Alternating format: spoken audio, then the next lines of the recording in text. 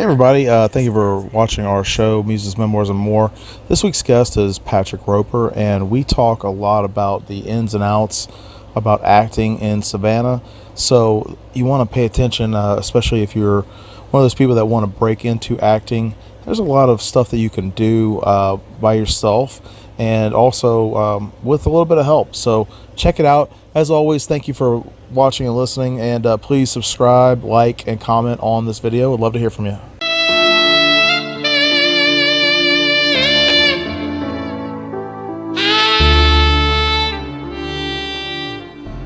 WRUU-LP Savannah, Georgia, 107.5 FM, WRUU.org.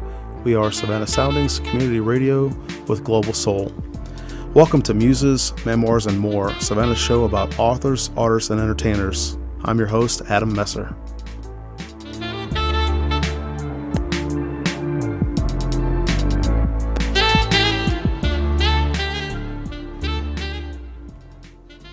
Welcome, everybody. If you're just now tuning in, this is Muses, Memoirs, and More. I'm your host, Adam Messer, and our special guest today is Patrick Roper.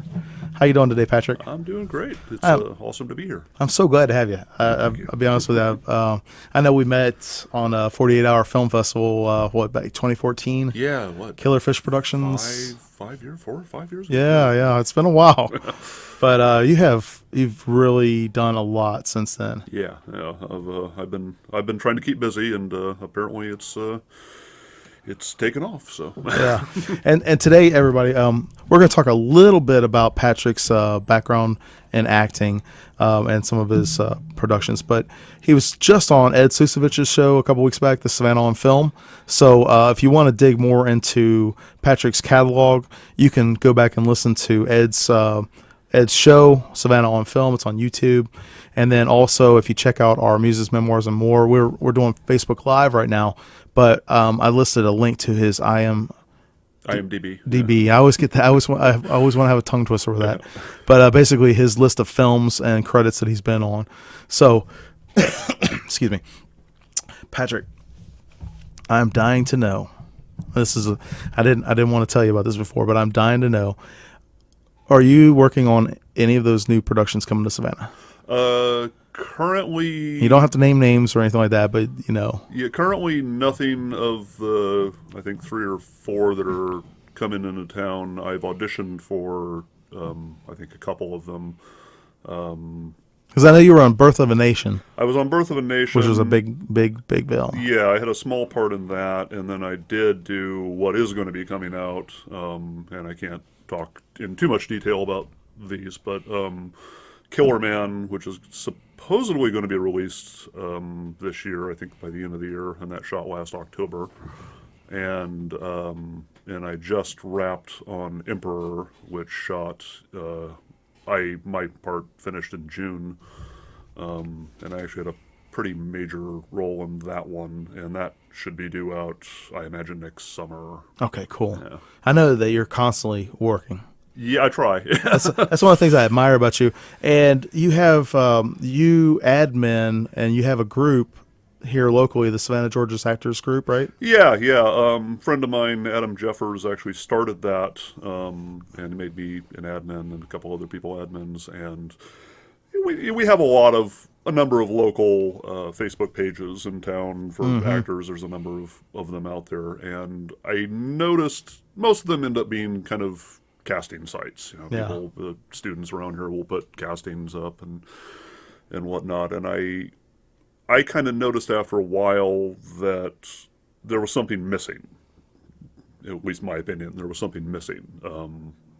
More support-oriented things, topics, and a lot of people, certainly one of the questions that we get asked a lot on the site, and I certainly get asked in the streets, is just, cheap and easy ways of getting into this, and, materials to look up, and, how to resources start, and that kind of thing, resources, and because acting, generally speaking, professionally, can be a very expensive and time-consuming kind of activity. So I've always been good at researching things like that and just finding resources. So I just started posting resources that I found online, and also trying to give some hints from my previous experiences, because I've been in and out of this industry now since I was about 15, so it's 25 plus years. Yeah,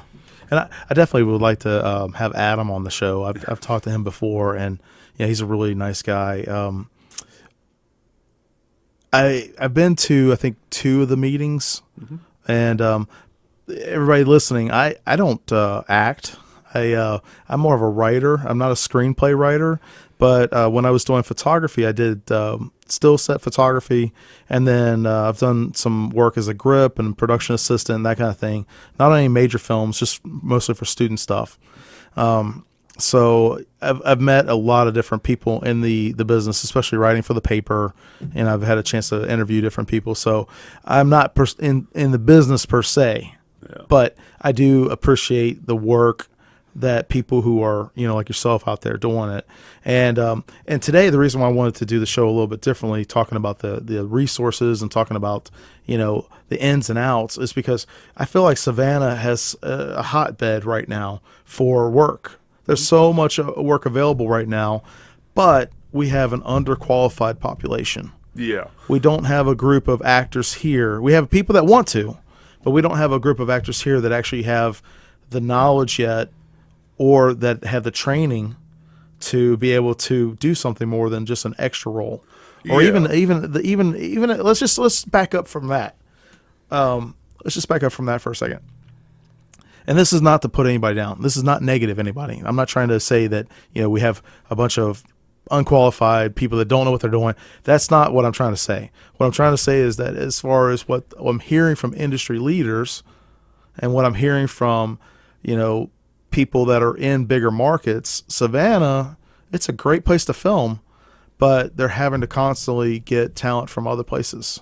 Yeah, that's in general, that has been considered kind of an issue in Georgia and in the Southeast, kind of generally, is historically, when projects from LA and New York have come here,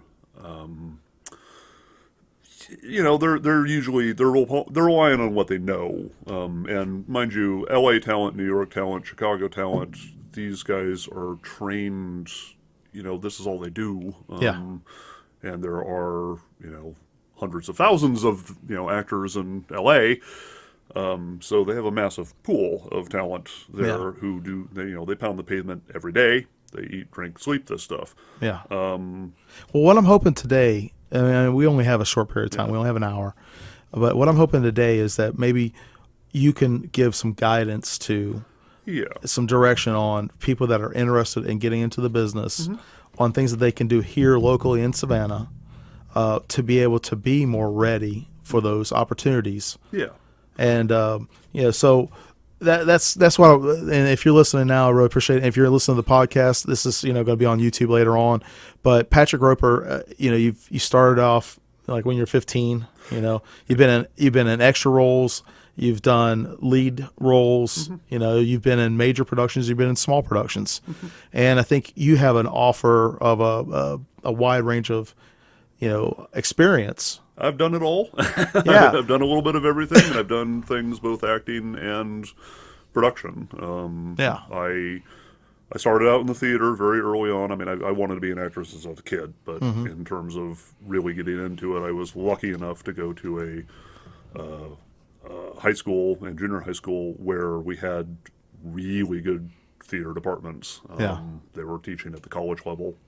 So I learned professional theater from that experience.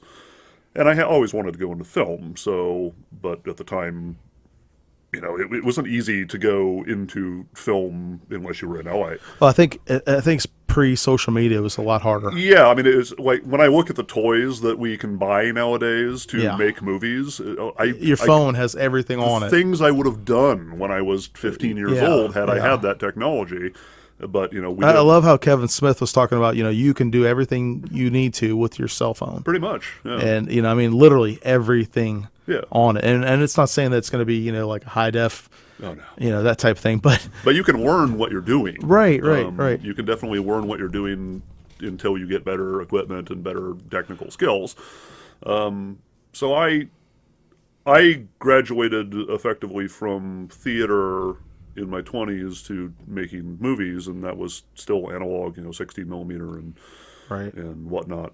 And I pounded the pavement that way for a number of years. So I learned both.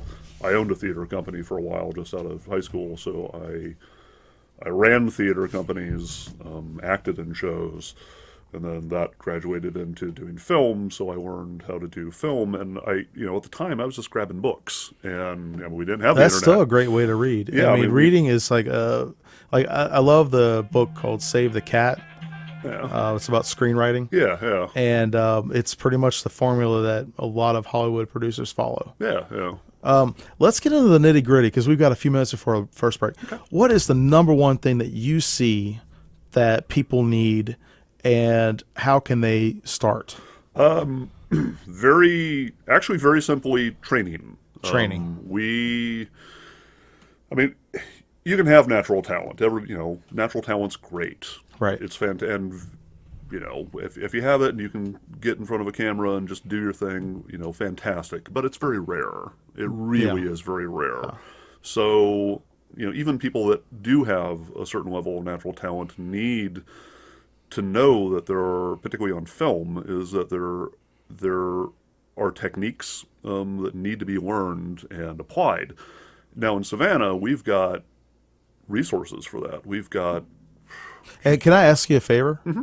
I mean, after this, your Savannah, Georgia Actors Group, the resources that we talk about, do you mind making like a list for that so that people can go on and check it out? Yeah, I can definitely do that. Yeah, because I think it would be a great way, and then I can put it on the information as well on the website or whatever. Yeah. But so you're talking about there are several, are you talking about acting classes? Yeah, the acting classes. There's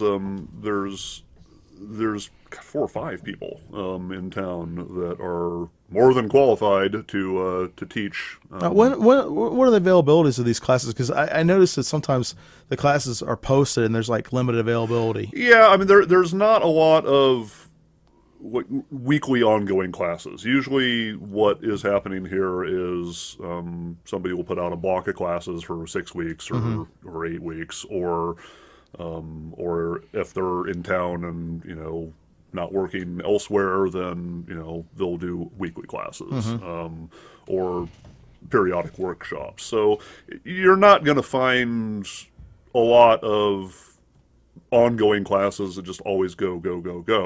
But there's enough going on where you can take several different types of classes, and everybody here teaches different things. Right. I know they're all great techniques that you could piece together a fairly good education in acting, whether it's you're learning the technical skills of film acting, or you're learning how to build a character, or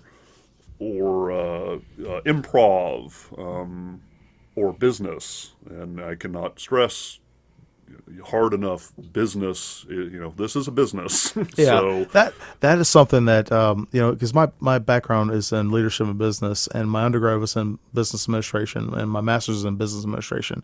But for me, art has always been a creative thing, and I've never really tried to apply business concepts to it. Yeah. But with writing, I was just talking about earlier, I had my book that I just released. I've never looked at that as like, okay, this is a business. Yeah. But in order for me to become a professional, I have to look at it as operating my business, my career. Yep. And I think I was talking to William Tokarski last week, and we were talking about the difference between, and for those of you just listening in, you can check out the show from last week or whatever, but he's basically an actor that does a lot of work on Adult Swim, and he's been in it for like the last 5 years.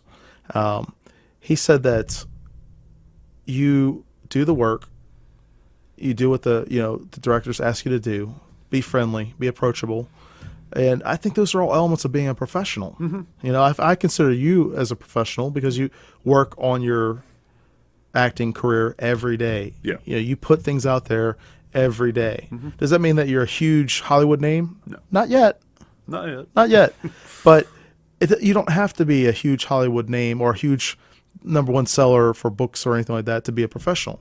I think and you'll never get there if you don't. Exactly. If you're an amateur, then you're just constantly, you're not taking it seriously enough. It's just a hobby. Yeah. And there's nothing wrong with that. No, that's fine. If that's what you enjoy and you just like it, it's fun and you have another job and, that's great. Or if you just like being an extra and just showing up on set and you just feel the energy and that's cool, great. But don't get hurt feelings Yeah. if, you don't get called in for an audition. Yeah. Don't get hurt feelings if you get turned down within the first 30 seconds or so. Yeah, on average with auditions, people need to realize this going in. If you are looking to be booking speaking roles, the average is about 1 in 100 that you might book out of auditions, and that's being kind of generous. 1 in every 10 you might get a callback on. It's a long haul. Mm-hmm. So if your feelings get hurt easily, if you're sensitive, if you don't like rejection, this might not be the best thing for you to do. And that's a good point. If you're just now tuning in, you are listening to Muses, Memoirs, and More. I'm your host, Adam Messer, and our special guest today is Patrick Roper. You're listening to us on WRUULP Savannah, Georgia, 107.5 FM, WRUU.org. We are Savannah Soundings Community Radio with Global Soul. And Patrick, I really appreciate you being here today because, I wish we had 4 or 5 hours to just go through this because I definitely have to probably talk that long. We're probably gonna have to do a couple of segments with this because, and I'd like to get Adam Jeffers in here too. But this show today is talking about the nuts and bolts on entry level for acting, just in Savannah and the surrounding areas, like how, because they were talking about the new studio. Yeah. This week in the news they were talking about trying to get a new studio approved, and I was listening to Chad Darnell talk last week with Ed Susevich, and he was talking about the talent pool and casting. There's just a lot of issues that we have in Savannah, but they're manageable. Yeah. These are things that I think as a community we can improve if we get the right people involved, and if the people that are interested in getting involved do the right things. Yeah, if the people start getting serious about what they're doing, and again, it's an expensive thing to do, and that's one kind of complaint that I hear a lot from people is, oh, I don't have the money, and the thing is that that's not going to change. You have to find ways of accomplishing it. I've heard this week, and this is no joke, that this is not even about my book, it's about someone else's book, that they were told that someone was saving up for $1.99. I mean, people pay for the things that they want. Yeah. I'm not saying you should go out and just because your friend, writes a book or has a movie, I'm not saying you have to support them because, I don't particularly want someone to just say, oh, I did it just because you're my friend. I want them to enjoy it, and when someone says, I don't have the money, I understand financially, maybe they, at the time, but if this is your career, these are tools and skill sets that you need. So if you don't have the $300 for the acting class this time, then next time, 6 months or whatever it is from now, that let's say Anthony Paderewski is going to offer. You're going to say, okay, I don't have the money this time, but you know what? That's my goal. Next 6 months, I'm going to save up this $300, Save it up. Yeah. and I'm going to register, and I'm going to be in the next class. Yeah. If you constantly have that thought process of I don't have this or I don't have that, you'll never make it happen. Yeah, it'll never happen. You have to be diligent about wanting to do it, needing to do it, and then you have other expenses. It's not just classes. And classes, there's tons of them out there. Most of the people in this area actually keep them very affordable by comparison. Right. I was just using that as an example. I'm not saying that Anthony's classes are $300. But because people will even hear some of these classes are downright cheap. Yeah. And some people will hear those prices and go, wow, that's too much. It's like you should see LA prices for these same kinds of classes. Yeah. these are very, very affordable, and they're good. We have people teaching some good stuff. And then there's, after that cost, you're talking about headshots, and good headshots, that is not cheap, and you need good headshots. You can't just have, your friend who happens to be a good photographer. I mean, he may be a good photographer, but it's not, unless they know the format and how it really is, it's not the same. Right. And there are standards that have become industry standards. And different markets have different styles of headshots that they tend to like. So, you're looking at several $100s there, and printing up that stuff. And then you're talking subscriptions to databases that you have to be involved in, like Actors Access, which is not a lot. I think it's $65 for a year or something at this point, and there's a few other services like that. But those... There are costs associated with the operation costs of your own business. Yeah, and then you have to consider you also consider it's like you're a business at that point, right? So you can write this stuff off. Yeah, I mean, you can actually incorporate. You can do, you don't have to be just a person. You can have a LLC if you want. Yeah. Those. I mean, and that costs money too, but it also protects you. Yeah. I mean, you. But let's get back to the nuts and bolts of like just a brand new, like, what, I'd like to be in that, big studio film coming to town, and I don't know anything about it. Okay. All right, so there's the Savannah Georgia Actors Group. Sure. And locally there are classes. Talking about headshots, there's a ton of photographers in town. There are some that specifically work with headshots though. Yeah. And they're like Anthony's one that does headshots for film and production and stuff like that. Yeah. There's a couple others that do it as well, but I know Anthony does that. What's the best way if someone just wants to get, just off the street? Just get their feet wet. Just get their feet wet. Okay. And William Tokarski was saying that he's done a lot of student films. I know you've done student films. That's a good way to build up credits, right? I mean, that's just a good way to get out there and say, hey, I'm here. Yeah. Right? What would you say about, something like that? Like somebody, they don't know anything about anything, but they were like, I want to be an actor. Yeah, I would do a couple of different routes. Now, if you're determined to be in film, then we have tons of schools here now that are teaching various classes, between SCAD and Savannah Tech and let's just say indie, no school, no college route type thing. Yeah. I mean, if you just want to, there's always sites where there's castings available. You can just do that. You can follow the casting channels and just kind of look and go in and audition. More often than not, people on that level, they're not hugely picky. So you can be not the most competent actor on the planet, and usually brand new. You can get your feet wet and kind of feel it out.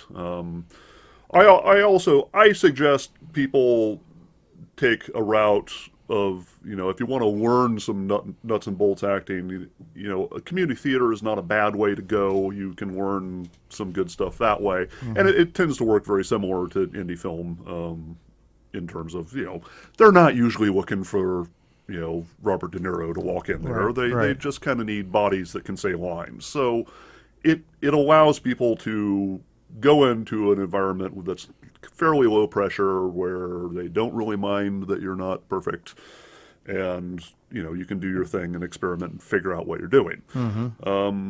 From there, there's a lot of people obviously that will go do extra work, and extra work it's a great way. I advise anybody to please do at least some extra work.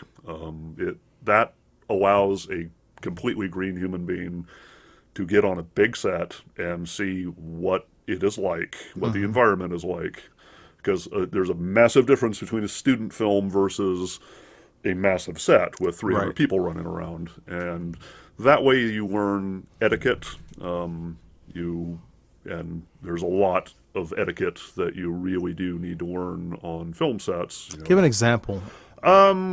A lot of people, and this is really unfortunate, is that a lot of people will do extra work kind of specifically because they are looking to meet celebrities. Ah, okay. That's a big no-no Okay. for Rub and elbows type thing. yeah. I mean, if the celebrity happens to walk up to you and start chatting, that's one thing. Right. But there are a lot of people that just do this. So oh, after we're done shooting, I'm gonna run up to Adam Sandler and get a picture with him. It's like no, no, no, no, no, no, no, no. You don't do that. No, right. That's a big no-no. And hey, some people are more casual about that, but you don't want to risk. You just don't do that. Right, right. Be professional. Watch these people. Watch what they're doing. But there are several levels of being an extra that are really kind of interesting. When I have done extra work in the past, I don't do extra work anymore, but in the past, I always wanted a challenge with it. I didn't want to just be in the crowd scene all the time. And crowd scenes are pretty dull when you're doing them. I mean, it's a long 14-hour day, and you're sitting in a crowd, and here it's hot and buggy, and Right. it's personally, I don't find that the most pleasurable day.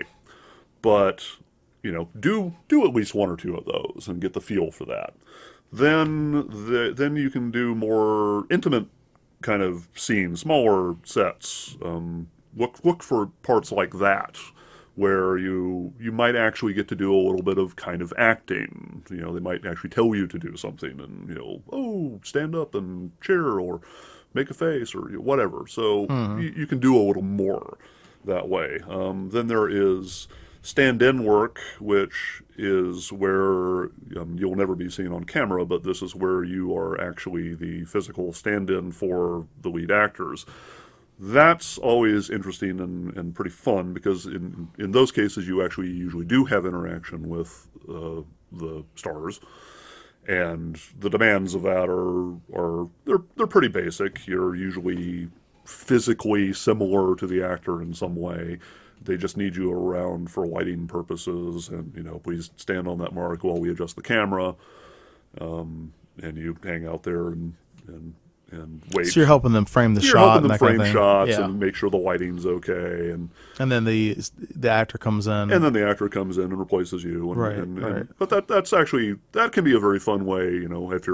If you're into meeting the actors, you'll get to do that, and you get to see closer hand how the camera crews work, Right. how the directors work. Right. All of that is very informative. And then I did the last bit of extra work that I did, and I chose this specifically because it was just too much fun, was Guardians of the Galaxy 2.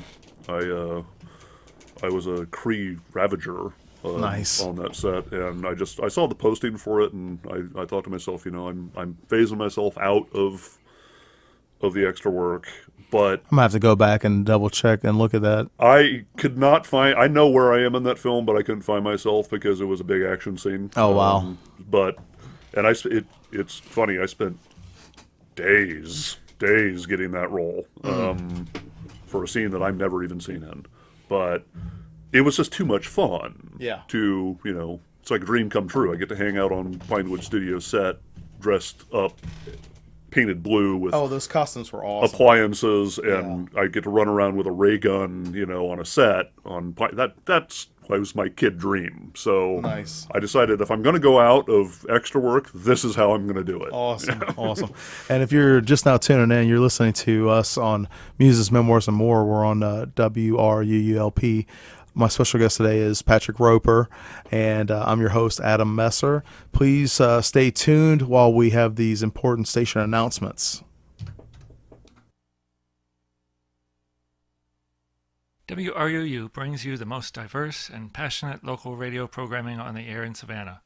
This all-volunteer and nonprofit community radio station accepts no money from any form of government. Our diversity and independence is made possible only through the generous financial support of listeners like you. We rely on your annual and ongoing monthly contributions to cover the many costs associated with bringing you our broadcasts and our web programming.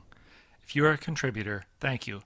If you're not yet a contributor, please show your appreciation of the role WRUU plays in your life by becoming a contributor in any amount. You can donate quickly and easily by credit card or check. Just find the donate and subscribe links at WRUU.org. Thanks for listening to and supporting WRUU. Tune in Saturdays at 3 p.m. to Muses, Memoirs, and More, your show about authors, artists, and entertainers with your host, Adam Messer. You're listening to WRUU-LP Savannah, Georgia, 107.5 FM, WRUU.org. We are Savannah Soundings, community radio with global soul. The Savannah Philharmonic's 10th anniversary season will begin with Beethoven's Fifth Symphony on September 22nd and will end with Mahler's Resurrection Symphony on May 4th. In between, the orchestra will present the city's largest outdoor music event, the Picnic in the Park, on October 7th. For more information, visit savannahphilharmonic.org. WRUU-LP Savannah, Georgia, 107.5 FM, WRUU.org. We are Savannah Soundings, community radio with global soul. And welcome back. You're listening to Muses, Memoirs, and More. I'm your host, Adam Messer, and our special guest today is Patrick Roper. Patrick, thank you again for being here today. I really appreciate it. Oh, thank you. It's awesome. Yeah. I'm enjoying myself. Everybody that's just tuning in, we're talking about the nuts and bolts of acting. Patrick was on Ed Susevich's Savannah on Film, so you can go listen to his podcast on YouTube with Patrick, and you can hear all about Patrick's acting roles and that kind of thing. Today, we're talking about the nuts and bolts of being an actor in the Savannah community. And Patrick has a pretty extensive background with different roles, starting at like 15, right? Mm-hmm. Yeah. Being in the industry for a while and having worked on things from student films to 48-hour films to large major studio productions like you were talking about Guardians of the Galaxy too.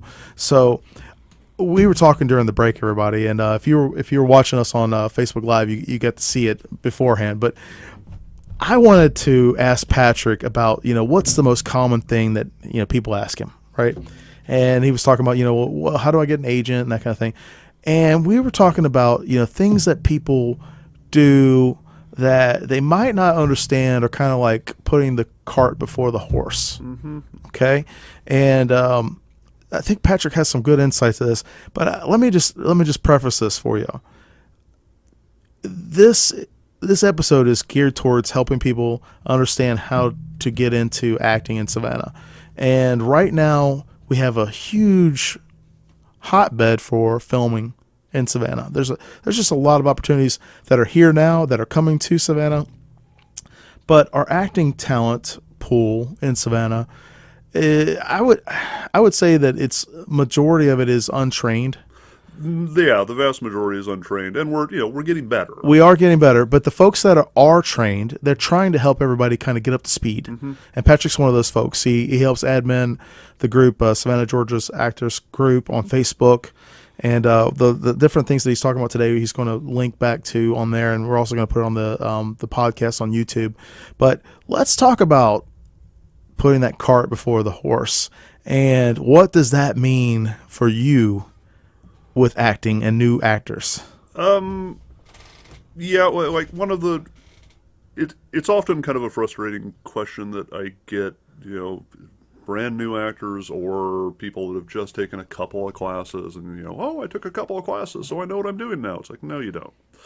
You just get your toes wet. You have no idea Right. what you're doing yet. Or I mean, even, like, I was trained in this from probably about 6 years, from the time I was a teenager until I was in my 20s, and trained mostly in classical theater. And I got an agent, eventually when I got out of school and started working. Still didn't know much about the business, and back then there was very few ways of finding out other than, trial by fire. So nowadays we have tons of great resources for learning that stuff. There's people that teach classes in the business aspects of this, or there's books now. That didn't exist when I started, but And it was very secretive, I think. yeah, it was just hard. I remember when I first moved in here to Savannah in '96. right? Yeah. And they had a couple of major productions going on here, but it was really difficult to try to even get on as an extra. Yeah, I think at the time, I think you just had to know people or know where to go, or I mean, and I don't think that the community itself was probably built up enough to even inform people very well of what was going on. But yeah, I mean, one thing that I have people come up to me all the time is like, how do I get an agent? And I'm like, well, okay, for starters, you need to actually prove that you're ready to work. Yeah, it's like, do you actually need an agent right now? You don't. Generally speaking, and don't get me wrong, if you have the right look and you maybe have done a couple of student films and you've had a little bit of training, it is altogether possible you might get an agent. It is also altogether possible that you are going to screw up royally when you're out there trying to audition for things. Because you don't have the experience and you haven't developed the skill sets yet, that you are going to fail miserably, and that agent's going to drop you probably within 6 months. And I see a lot of people that go through this. You get one agent, you don't do well, they drop you 6 months. You get another one, they drop you 6. There's only so long you can keep doing that before you are pretty much out of a job and any hope of ever getting one. I would imagine with an agent, if you've been with them before, they're probably not going to sign you again. It's pretty. I mean, some might, but it's unlikely if they've particularly. I mean, if a couple of years go by, and they just a lot of them are pretty good, and they realize you're just green. Are there any freelance agents out there that help people that are like green like that? That's starting to kind of gravitate towards the manager role, which are slightly different. Agents, for starters, agents have to follow a very specific series of guidelines. It's a very regulated industry. Agents have affiliations with the unions. Managers. That's another topic I want to talk about too, because you brought it up. William Tokarski was talking about that last week when we were talking, and he said that he was going to join SAG-AFTRA, and I'll keep getting my acronyms confused. But he was talking about it, and he went to see the local union administrator, and the guy told him, he said, get some chops under you first, and then come back. And the same thing with the agent. He went to an agent. The agent told him, get some more experience first, and then come back. Take some classes first, and then come back. And it's not that I don't want to be mean and say that you're wasting their time, but in a way you are. But you're wasting their time. Yeah, and really, it's if you have a question like, how do I get an agent? Go to YouTube. Yeah. Go to Google. It's actually easy to find. It's super easy to find. Read a book. And you are going to, I guarantee you, if you waste anybody's time in this industry, you are going to tick them off. Oh, yeah. And then in a way, I mean, if you do it the wrong way, it can really be detrimental to your career. And they remember you. Yeah, they do remember the bad ones. Yeah. So it's kind of funny how, like, if you're okay but you're not good, they won't remember you. But if you're bad, and you can, but here's the thing too, people get a little bit too bunged up if they have bad days. They go out to an audition. I mean, everybody has this, even the most professional people. You just have bad days some days where... Well, Chad Darnell was talking about auditions last week, and he said, if you give someone good feedback at the end of the audition, they go and say, oh, I had the best audition ever. If he doesn't give them good feedback, then they're like, oh, gosh, he's horrible. Yeah. I'm like, no, he's a professional. Yeah. He's doing his job. And, I mean, if he doesn't cast the right person for the role, that reflects on him. It reflects on the entire group. It's not their job to, pat you on the head. Yeah, exactly. You again, this is why people need to train and find out the realities of it, and then go into the field and find out the super realities of it. Nobody's here to stroke your ego. No, it's a business. I will qualify that. That is what managers are for. Managers stroke your egos. You pay to get what you want to hear, but it's not helpful, though. It's not. I mean, but managers should also be. And I'm not knocking managers. I'm just talking about people in general. Ideally, managers are there to tell you the realities too. Yeah. But they're trying to bring you up and along, which means that they're probably going to stroke your ego a bit, which is cool. Here's where I'm kind of curious right? So the training, people need to do the training. They need to get the experience, right? They need to understand the industry. What's the magic wand that they can wave to do that?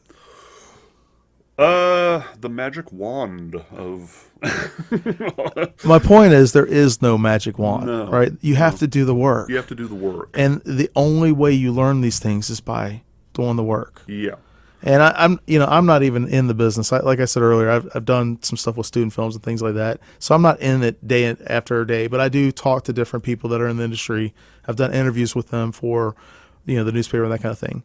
And any kind of creative outlet that you do, writing, music, anything like that, the professional industry side of it is completely different than the pie in the sky fantasy type thing.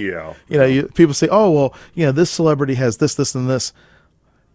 You have to work. You have to do the work. You have to do the work, and you also have to realize that it's not like fame is a silly thing. Like if you're getting into this to be famous, I mean that's a goal. If that's what you're into, that's fine. There are easier ways to become famous. There are easier ways to become rich. Don't pursue it for that. Yeah. You're not. The likelihood that you will actually become famous and big, like the top 1% of this industry, is astronomically unlikely. It seems like, too, that as the phases come and go, the fads come and go, there's certain looks that people are looking for. There's certain, things that are hot at the time.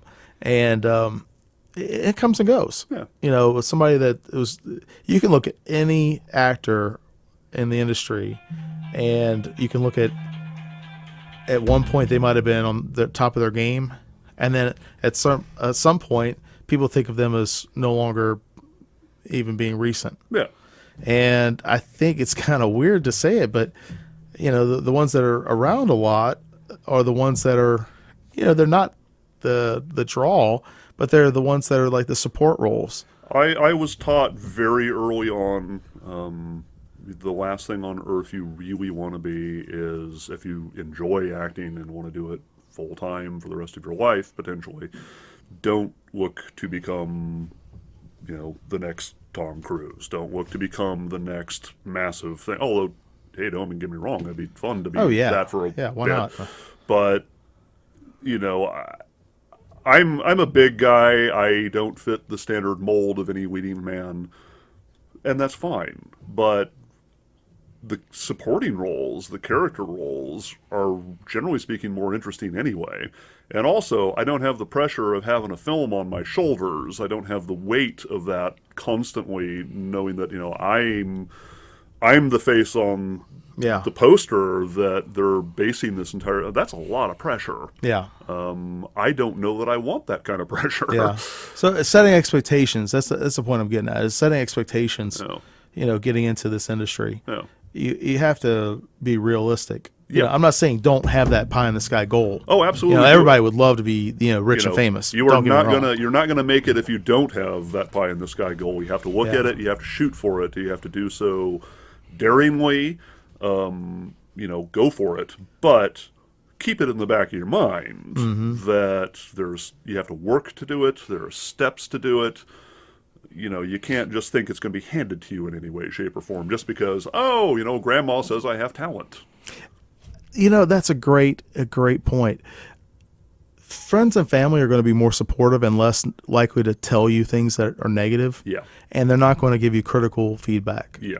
And something I'm learning with writing is that I need to grow my audience outside of my circle.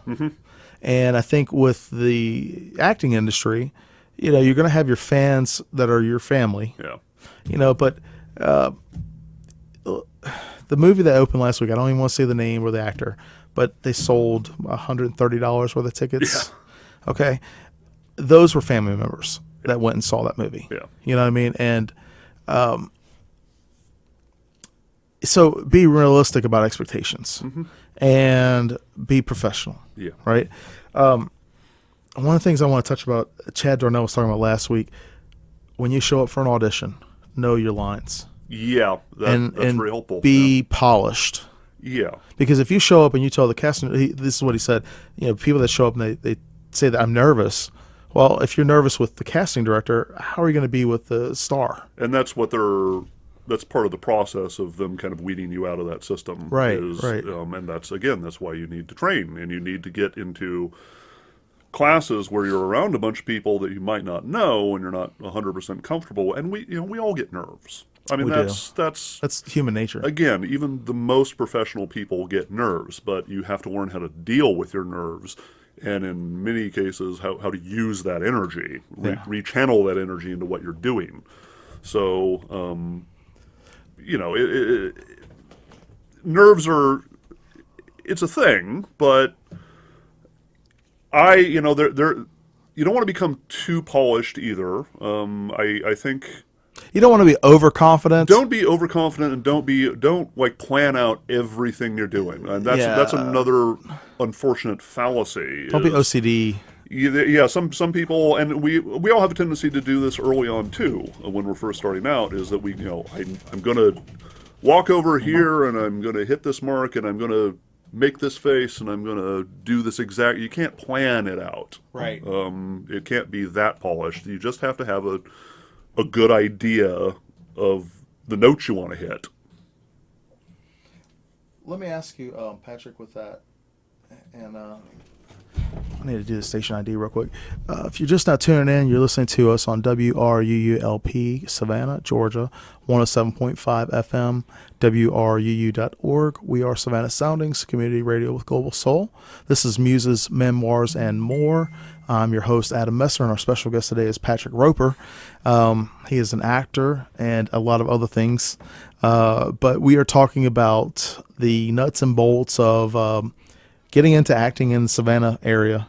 And you'll be able to listen to the entire show later on the podcast. But we were just talking about setting expectations, being polished and ready for your audition. Yeah. Earlier we were talking about taking classes, being prepared, studying, even having joining the SAG-AFTRA, or having a manager, or those kind of things that when you're first starting out, these are all things I think people have, like, they're kind of like a myth or an urban legend. They're like, oh, I need this and this and this. You're not ready yet. No, you need to learn your techniques, go to classes, go do little independent films, do little student films, get it. One thing is, like, for doing the independent films and the small student films, is you need to get clips for your reel. Yeah, that's something I want to ask you about too. You need to, and it's best to make sure that you're working with quality people that are on the production side, so that the clips look really good, like they could have come from a major movie.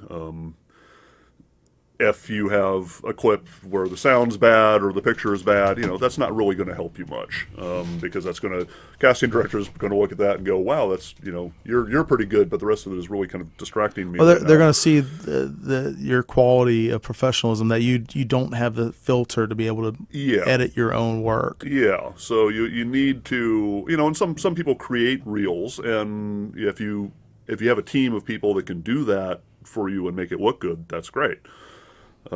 But you need to build up these snippets of your work, and it doesn't take much. Really, 30 seconds, if you can, put together even one little scene that's 30 seconds long, or string together a bunch of... And that goes back to time management, because people's attention span is so low. Yeah. And when you have a professional that, let's say a casting director, like Chad Darnell. Mm-hmm. I'm just using him as an example because he was on Ed's show last week. He's here locally doing a lot of different castings and that kind of thing. If you don't capture his attention in the first couple seconds, he's not going to watch the rest of the video. As a general rule, he doesn't have the time. Most casting directors that I've spoken with and seen talk about this subject, the threshold is usually about 6 to 10 seconds. And that's not just casting directors. That's with anything. Agents, agents, producers, us watching Facebook videos. Yeah, I mean, think about the attention span of people nowadays. Yeah, if it doesn't capture you in the first couple of words or the first couple of seconds of the video, people just click away. You know, a casting director say it's a pretty substantial role in a good film that everybody wants to be involved with. Right. They might get 5,000 tapes, 5,000 submissions for one role, for one part. And they have to narrow that down to 50 people that they actually bring in to, you know, or that they actually have tape. And then past that, it wheels down to maybe 5 or 6 people that come back for callbacks. So, you know, you're competing with thousands of people quite often.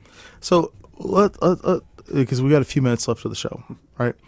Let's kind of make this like a bullet point type thing. Okay. All right. So we were talking about they need training. Training, yeah. Right. So there are classes available in training. Headshots. Get a very professional looking headshot that fits the format. Yep. Don't try to go out and get an agent or join the acting guild right off the bat. No, because you're not ready. It's not going to happen. It's not going to happen. Start off with student films or friends that are doing filming, that kind of thing. Extra work. Yeah. You were talking about with your auditions. Know your lines. Know your lines. You know, have a feeling. You know the character. It doesn't have to be perfect, but be comfortable enough. Be comfortable enough with the situation that you're in. Yeah. That you don't, flub up things. And having your reel is important. Having a reel is important. And then, something I want to ask. The IMDb. IMDb, yeah. I don't have one. I don't have any credits. I don't need one. No. You have one. Yeah.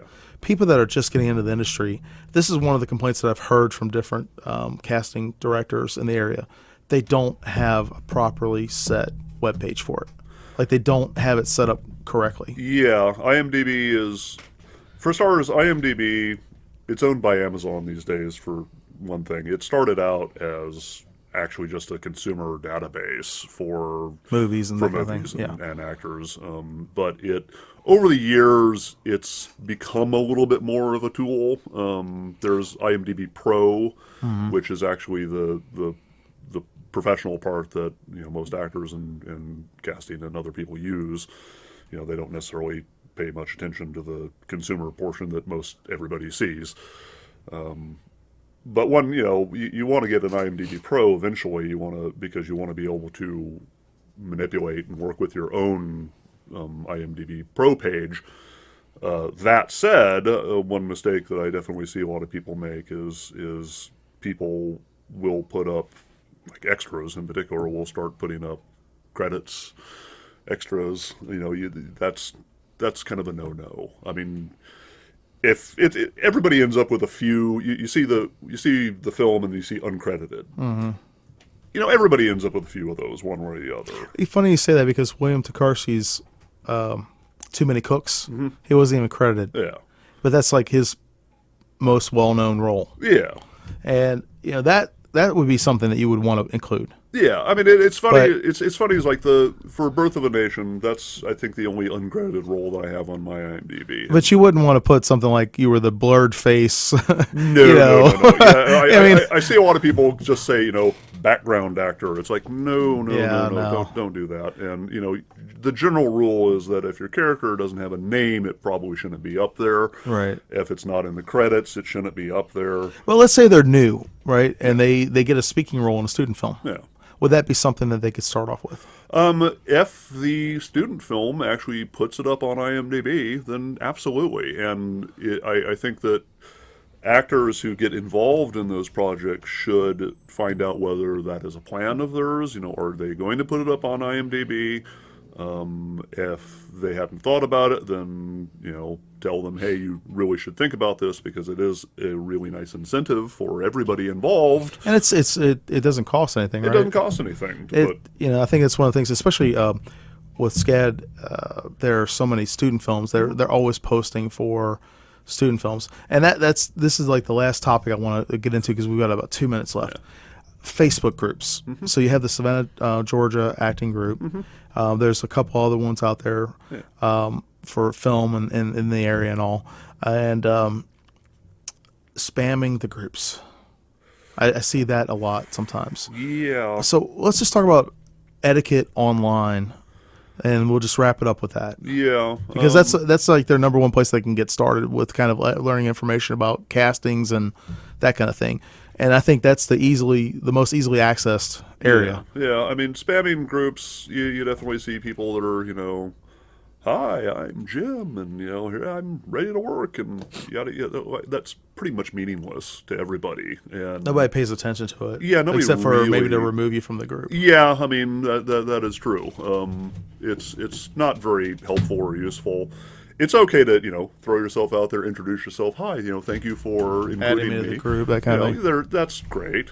It's great if you contribute something. Like that's the big thing that people need to contribute something. Yeah, like this show, I'm gonna post it in the acting group because I think it would be great for other people to be able to listen to. There's a massive difference between contributing something to a conversation versus focusing the spotlight on yourself and going me. Exactly, and that was what I was just about to say, because I'm not trying to do it because I want people to give me credit. I want people to be able to to get the resources from the conversation we're having. Yeah.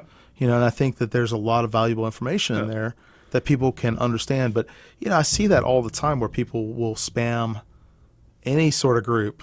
Yeah. And I think, sadly enough, admins, and I admin a couple groups too, but admins, we're not bad people. We don't want anybody to get kicked out of the group. But if you come in, obviously just trying to self-promote, not even actually trying to be part of the group, you just want to, put what are you really getting out of it? Yeah. If you're not contributing, if you're not actually participating, I'm not saying you have to go to every meeting or meetup, but come on. You're probably not God's gift to acting, so Right. You don't have to kind of force it down everyone's throat. So just chill out, people. Chill out, and you get you catch more flies with honey. When you're having conversations with people in real life, the way you get people's attention, the best way to get their attention, is ask about them, not about you. Yeah, that is so true. Well, Patrick, thank you so much for being on our show today. Yeah. I really appreciate it. You shared a wealth of knowledge. I definitely want to have you back on so we can explore it a little bit more. Oh, absolutely. Maybe the next time we can have Adam on with us. Sure. I think it'd be kind of neat to see a perspective like that.